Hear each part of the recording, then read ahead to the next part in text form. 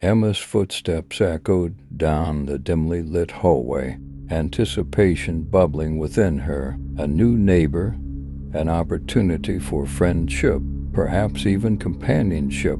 She knocked on the door, her smile wide, but the silence sent a shiver down her spine. The apartment stood eerily vacant. No furniture, no signs of life. Only a single photograph rested on the dusty table, a black and white image of Emma herself, captured in a moment of vulnerability, her laughter frozen in time, eyes wide with innocence. But how had it ended up here? Curiosity turned to unease as Emma retreated.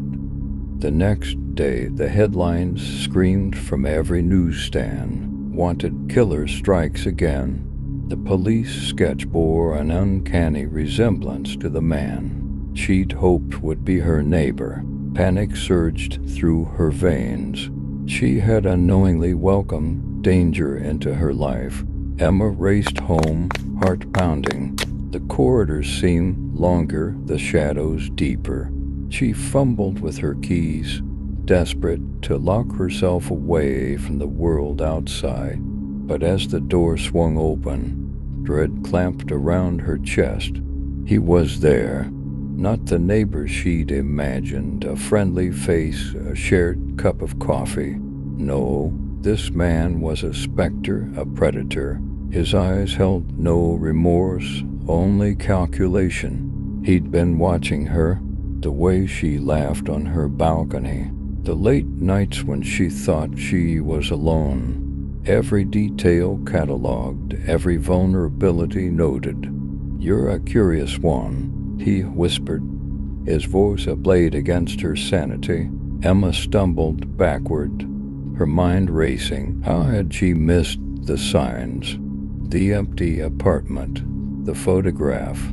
It was all part of his meticulous plan. He'd infiltrated her life, studied her routines, and now he stood before her, the embodiment of her worst nightmares. "Why?" she gasped, her voice barely audible. His smile was a rictus of benevolence. "Because you're ordinary, Emma, the unsuspecting prey, and I thrive on the ordinary."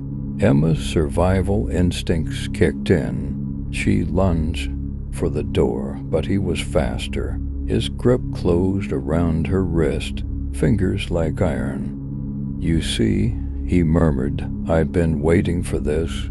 The chase, the fear in your eyes, it's exquisite." She fought, adrenaline surging, but he was relentless, dragging her back into the apartment. The walls seemed to close in, the air thick with menace.